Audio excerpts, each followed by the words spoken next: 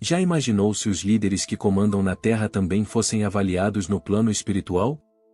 E se as decisões de um presidente deixassem marcas que ultrapassam os limites do tempo e da vida física? Dentro do Espiritismo, não existe cargo que isente alguém das consequências de seus próprios atos, nem mesmo os mais poderosos. Mas afinal, será que quem governa aqui também responde lá? E o que acontece com políticos que, diante do povo, tomam decisões injustas ou causam sofrimento coletivo? A doutrina espírita é clara, e todos colhem o que plantam, e o retorno é inevitável, às vezes nesta vida, outras além dela. Chico Xavier já dizia que o poder é uma prova difícil. Para alguns, uma oportunidade de servir, para outros, uma armadilha. No mundo espiritual, ninguém é chamado pelo título de o presidente, senador ou o governador.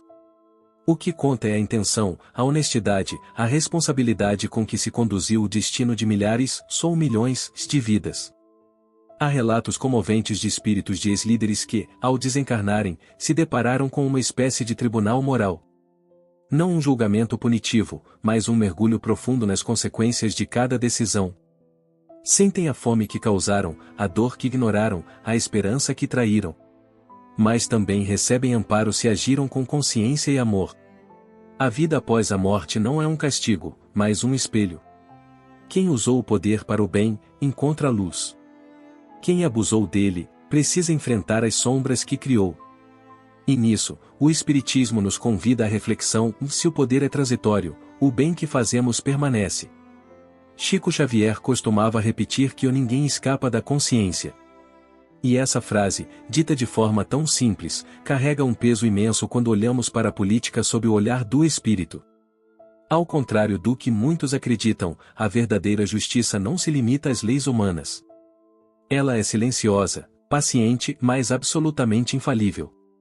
Nos relatos espirituais mais profundos, há descrições de líderes que, após deixarem a matéria, precisaram reviver, um a um, os impactos de suas decisões. Não há castigo, apenas entendimento. Você sentirá o frio daquele que dormiu ao relento por falta de políticas públicas, ouvirá o grito não escutado de mães desesperadas por justiça, e perceberá o silêncio dos que foram esquecidos, teria dito um mentor espiritual em uma das comunicações recebidas por médiuns confiáveis. Chico Xavier, sempre com sua humildade, também comentou sobre isso em entrevistas. Ele acreditava que muitos políticos, ao desencarnar, pediam permissão para voltar à Terra em missões difíceis, como uma forma de reparo. Alguns reencarnam em regiões pobres, outros enfrentam dores precoces, tudo para reajustar aquilo que em outra vida causaram. Mas ele também fazia questão de lembrar: o amor, a compaixão e o esforço sincero pelo bem comum também são anotados nas páginas da vida eterna. Nem tudo é sombra. Muitos espíritos de ex-governantes que agiram com retidão são recebidos com gratidão do lado de lá. Há casos em que são convidados a continuar servindo em planos espirituais, orientando outros líderes encarnados ou ajudando a organizar missões de progresso coletivo. O que isso nos ensina? Que cada gesto, por menor que pareça, tem peso. E que política, quando feita com o coração, pode ser uma extensão do serviço divino. Por isso, ao votar, ao opinar, ao participar, que sejamos conscientes da grandeza que existe em cada escolha. Não é raro ouvirmos que cada povo tem o governo que merece, mas e se, no plano espiritual, a realidade for ainda mais profunda? De acordo com a visão espírita, os líderes não surgem por acaso, há compromissos coletivos que unem nações inteiras em experiências de aprendizado e redenção. Em outras palavras, o governante e o povo estão ligados por fios invisíveis, que atravessam não apenas o presente, mas séculos de histórias. A pergunta que fica é: e se os políticos que tanto criticamos hoje forem reflexos de escolhas que, como sociedade, alimentamos ao longo do tempo? E se o mal que enxergamos lá fora for um chamado para a reforma íntima que ainda relutamos em fazer? Em várias cartas psicografadas, entidades desencarnadas revelam que grandes nações passam por ciclos espirituais, onde provas e expiações coletivas são necessárias. Guerras, períodos de corrupção, crises, e nada disso acontece sem permissão divina. Mas tudo tem um propósito: despertar a consciência, elevar a moral e preparar o terreno para um tempo de regeneração. Chico Xavier dizia que quando o bem se cala, o mal faz discurso. E isso serve para cada um de nós. Não adianta apenas esperar por governantes perfeitos, se não estivermos dispostos a sermos cidadãos melhores. A mudança começa em casa, nas atitudes diárias, na honestidade silenciosa, no respeito ao próximo. A espiritualidade nos ensina que todos seremos chamados, em algum momento, a prestar contas. E esse acerto não é motivado por medo ou punição, mas pela necessidade de equilíbrio. Um governante que usou o cargo para promover injustiça poderá retornar à terra em posição de humildade, tendo que experimentar aquilo que antes ignorou. Já aquele que se dedicou ao bem, mesmo enfrentando críticas e incompreensão, colherá frutos de paz e elevação.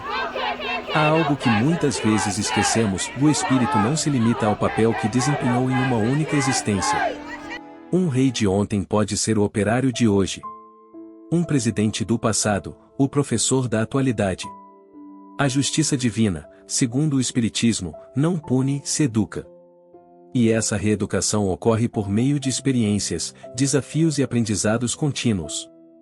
Quando um líder desencarna, ele não leva consigo as faixas, os discursos ou os aplausos.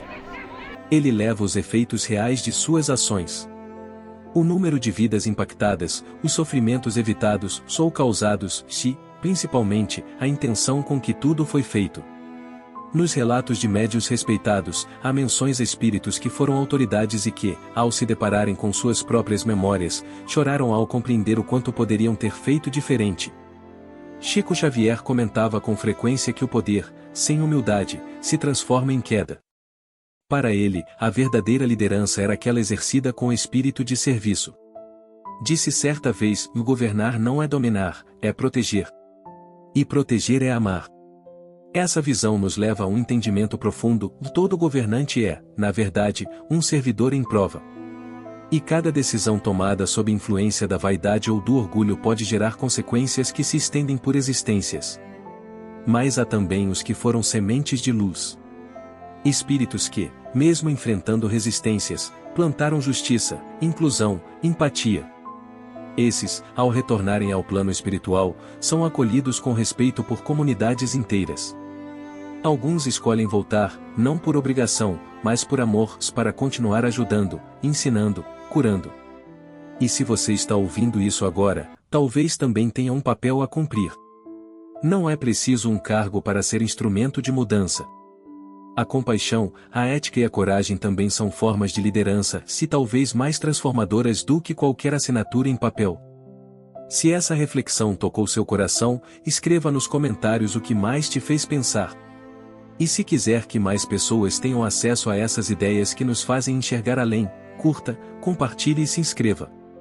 Porque, no fim, o verdadeiro governo começa dentro da alma.